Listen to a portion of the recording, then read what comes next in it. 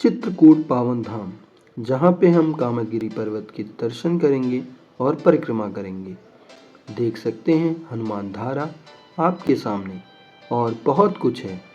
ये देख सकते हैं आरोग्य वन, जहाँ पे स्नान करने मात्र से सारे रोगों का पतन होता है।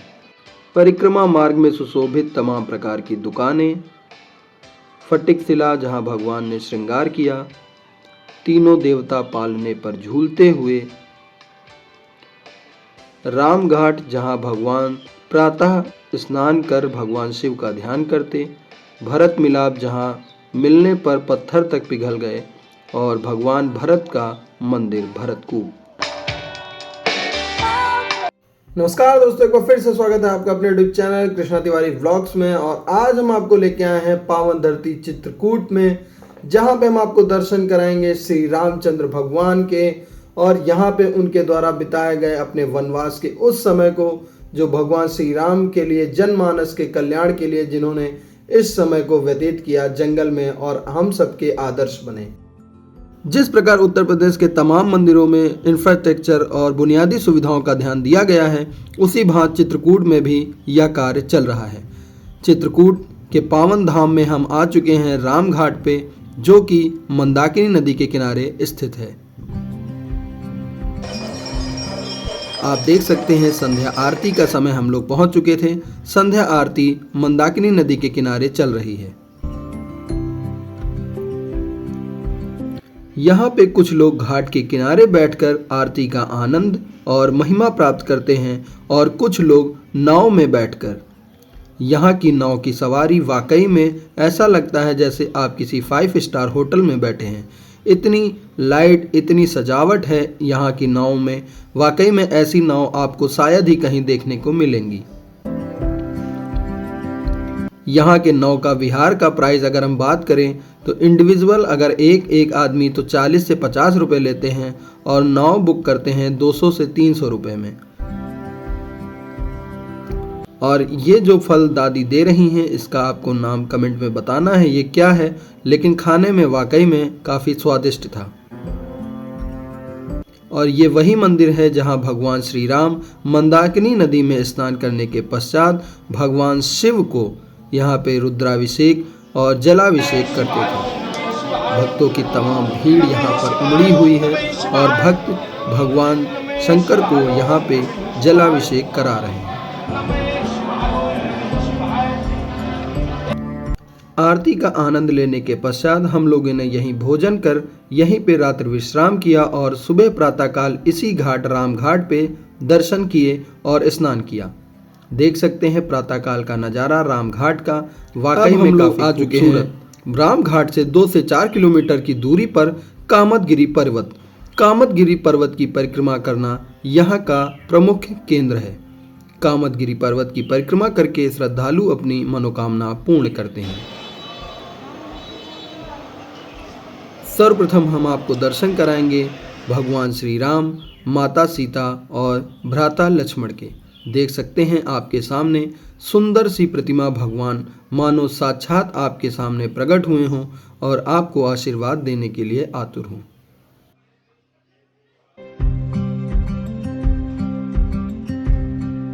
भगवान श्री राम के दर्शन करने के पश्चात कामदगिरि देवता के दर्शन करेंगे, और इसी के साथ हम लोग आगे बढ़ेंगे परिक्रमा मार्ग पर, जहां पर देख सकते हैं श्रद्धालु यहां पर नारियल और आदि जो भी सामग्री लाते हैं वह अर्पित कर भगवान को, फिर उसके बाद परिक्रमा के लिए आगे निकलते हैं। यह परिक्रमा टोटल 5 किलोमीटर की परिक्रमा है।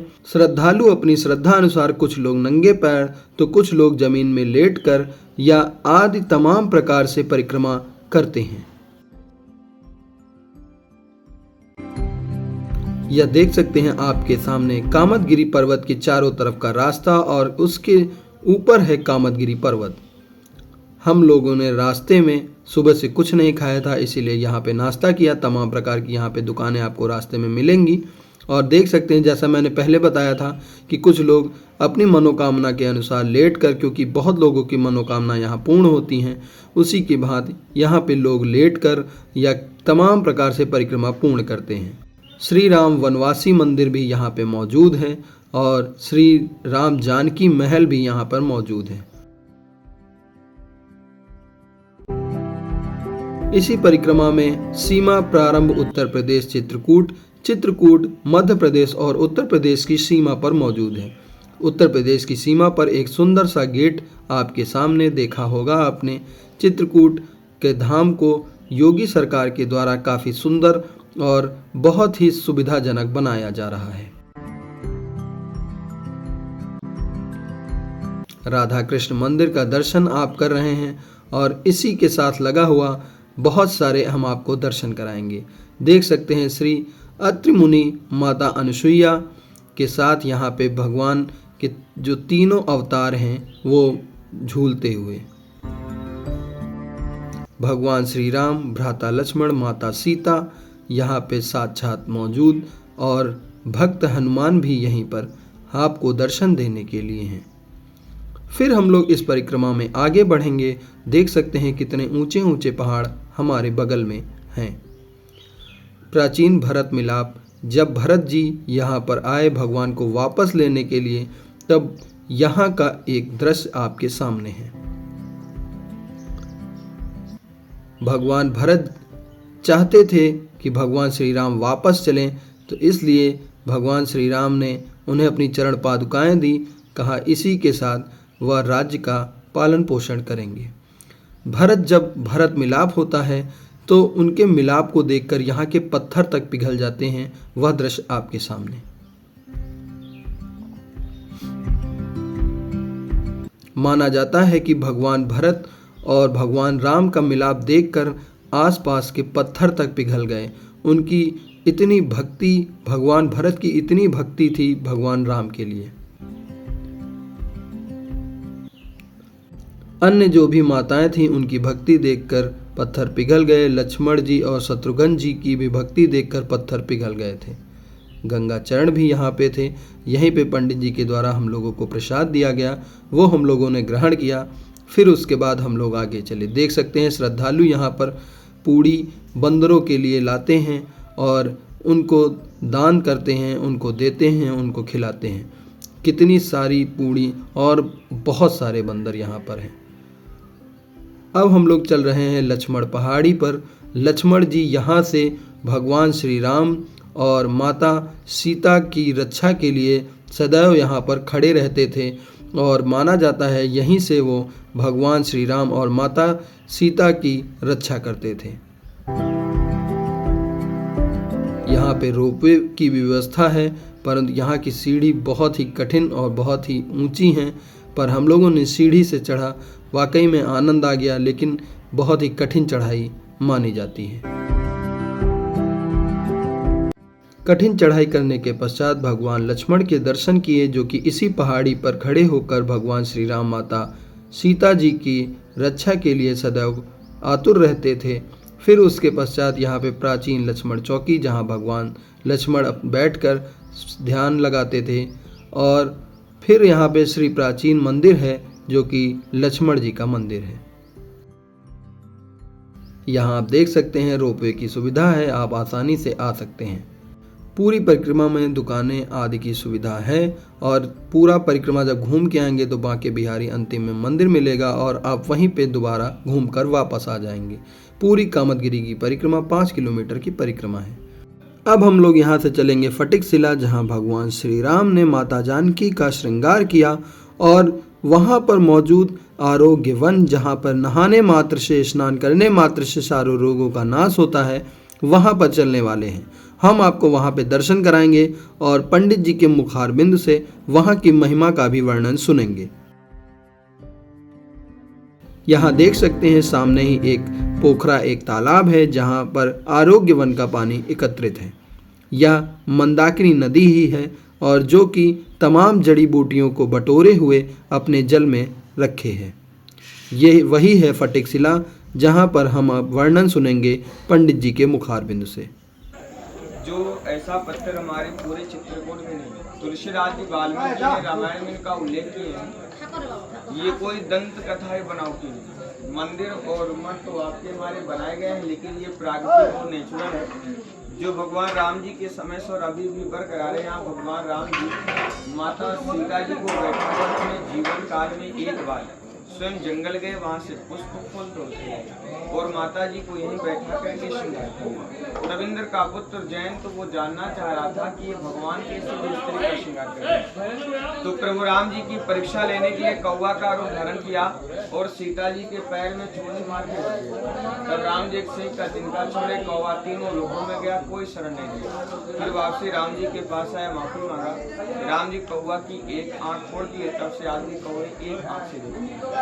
वो भगवान राम जी का बायां पैर है, दाहिने पैर का घुटना, दाहिना अंगूठा घुटना पे के बाण मारे वहाँ राम जी बैठे थे। यहाँ सीता जी, ये सीता जी का पैर। भगवान नीचे वाले शिला में लक्ष्मण जी बैठते थे, पर राम जी का मंदिर है, पीछे उनके ऊपर देखेंगे तो प्राचीन यज्ञशाला दिखाई देगा।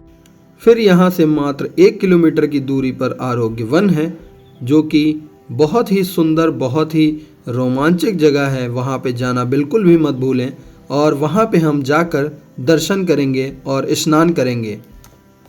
ये मंदाकिनी नदी का जल तमाम प्रकार की जड़ी बूटियों को बटोरे हुए अपने साथ उन सभी औषधियों को, प्राकृतिक औषधियों को लाता हुआ, उनकी जड़ों से निकलता हुआ ये जल आपके तमाम रोगों को हरने की क्षमता रखता है। इसीलिए यहाँ पे तमाम श्रद्धालु जो भी दूर दूर से आते हैं वो यहाँ पर स्नान करते हैं। और यहाँ पे घाट काफ़ी अच्छा बना है, नहाने के लिए काफ़ी अच्छी पक्की सुविधा नीचे दी गई है, इसीलिए बहुत ही आराम से सभी श्रद्धालु यहाँ पर स्नान करते हैं।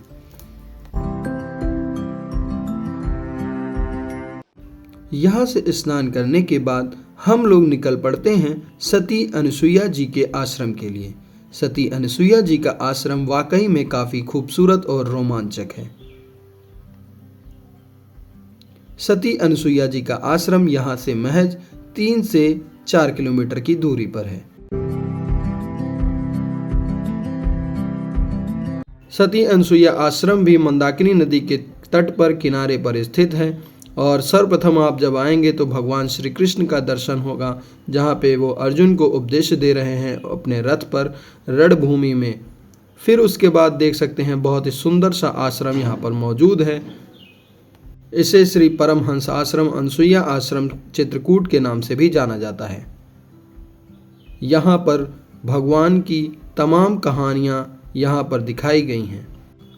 आप इन सभी कहानियों का लुत्फ़ लीजिए, देखिए, और वाकई में मन को रोमांचित करने वाले ऐसे दृश्य यहाँ पर बनाए गए हैं।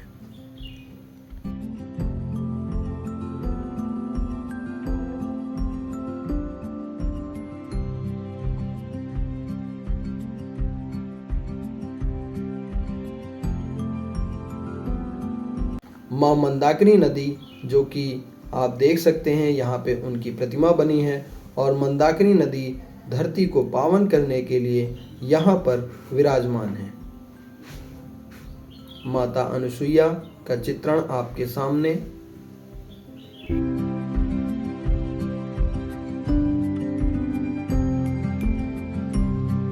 ये मंदिर का एक बार पुनः आपको बाहर का नज़ारा हम दिखा रहे हैं।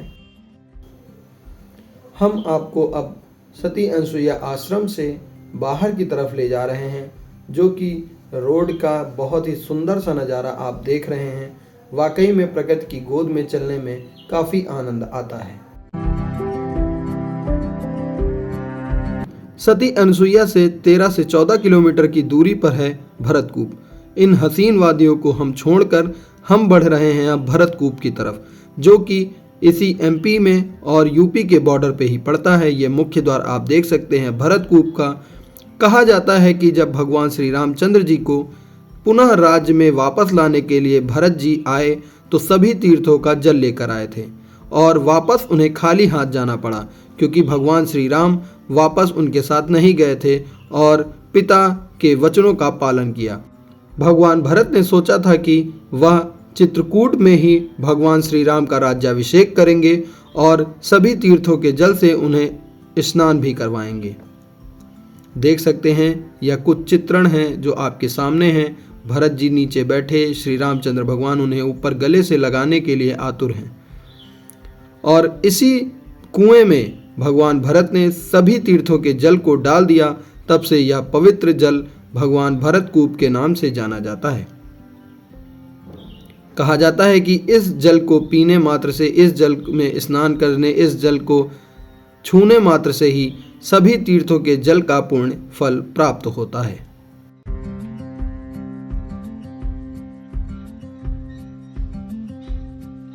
यह भी कहा जाता है कि यहाँ पर रस्सी और बाल्टी का दान बहुत ही महत्वपूर्ण दान माना जाता है। यहाँ पे श्रद्धालु कुएं में रस्सी डालकर जल को बाहर खींचते हैं। कुछ श्रद्धालु यहाँ पर स्नान भी करते हैं और श्रद्धालु हाथ पैर मुंह धुलकर भगवान का जल पीते भी हैं और पंचामृत की तरह इसे सेवन करते हैं।